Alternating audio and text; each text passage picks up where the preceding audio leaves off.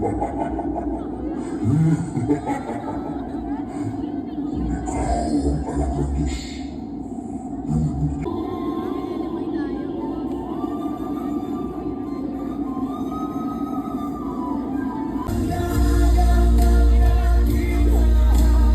maganda bang hula sa Nazaret?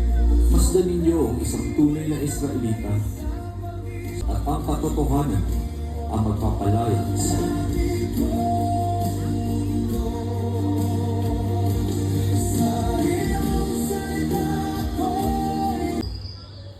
Ibigin ninyo ang inyong mga kaaway at ipanalangin ninyo ang mga umuusig sa inyo. Ikaw ang anak ng Ama. Tumahimik ka! Lumabas ka sa kanya! Ah! Ah! Ah! Ah!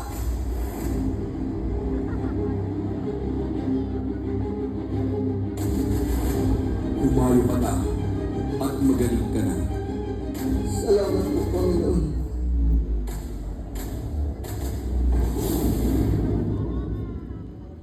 Po sana'y narito. Hindi po sana namatay ang aking kapatid na si Lazaro. Sinabi ko sa iyo, anumang hingin mo sa Diyos, ay tunay niyang ipagkakaloob sa iyo ng Diyos. Maniwala ka, magbabaon muli ang iyong kapatid. Ngunit, ilang araw na patay ang aking kapatid. Ako ang pagkabuhay na magmuli at ang kabuhayan. Ang sumasampalataya sa akin, bagamat siya'y namatay, ngayon na may mabubuhay.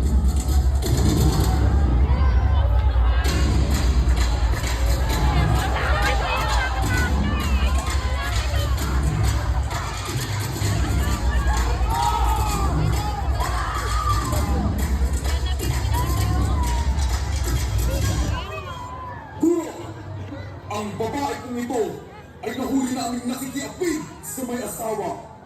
At ayon sa utusan ni Moises, ang sinumang mahuling nakikiapid ay papatayin sa pamamagitan ng pagbato.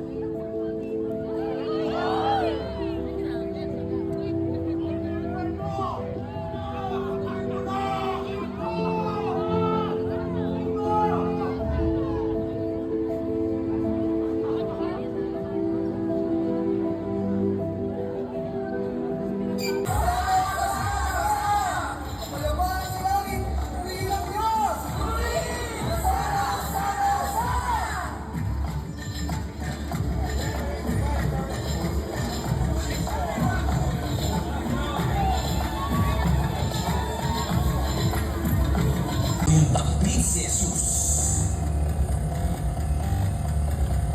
30 pirasong pilak at unpas ng iyong pagtulong. 30 pirasong pilak? Kapalit ng buhay ni Jesus? 30 pirasong pilak? Kapalit ng buhay ni Jesus?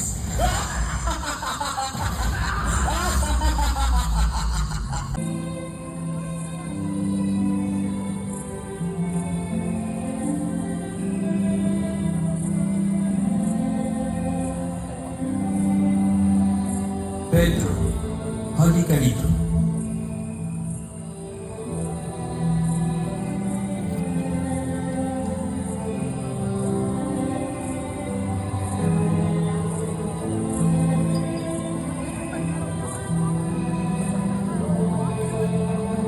Huwag mo pong hugasan, paa kong dumi-dumihan.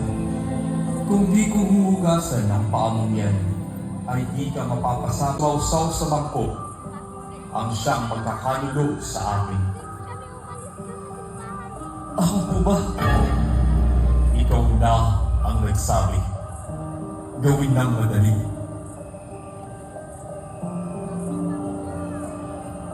Sa gabing ito,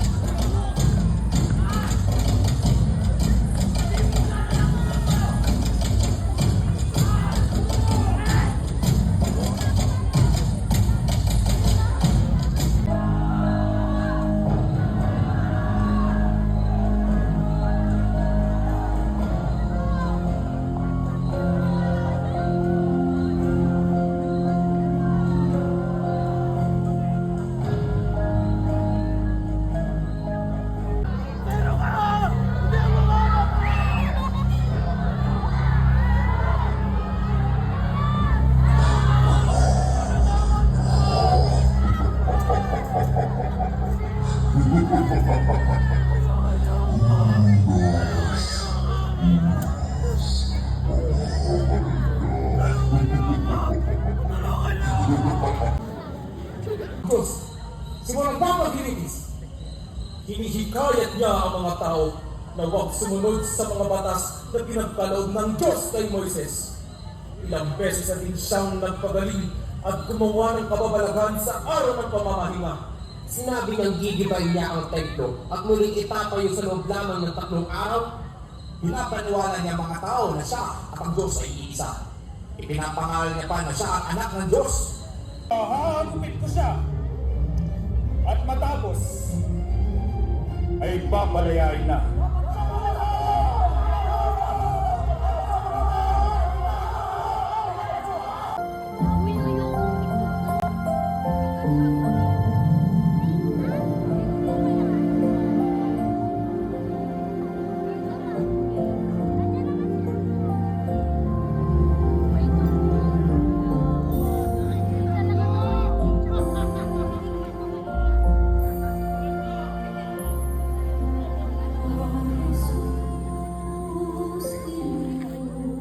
Dito ka po.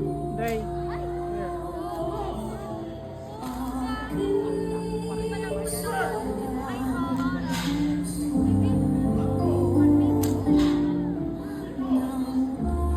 Parang totoo.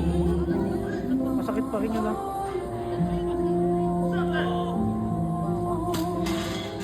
Uy!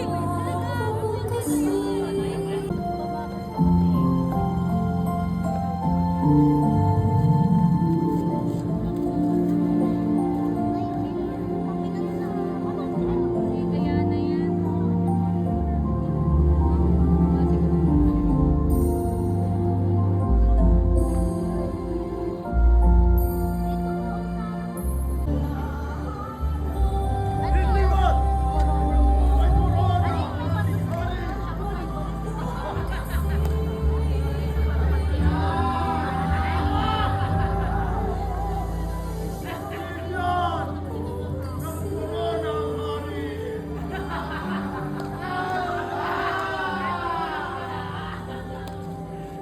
Duktong-duktongin mo na lang.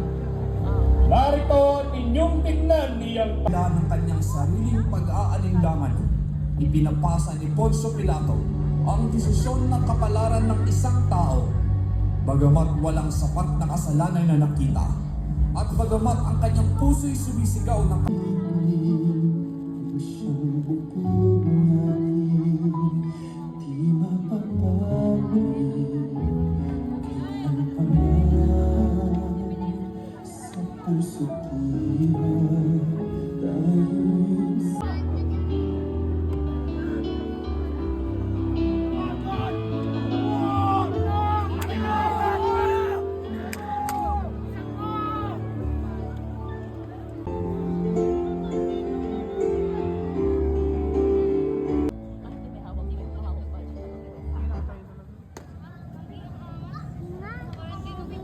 Ama,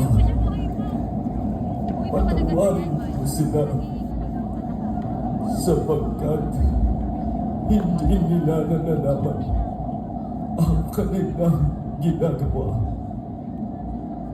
Ganun pa, ito na yung nakapawal. Dahil walang tali.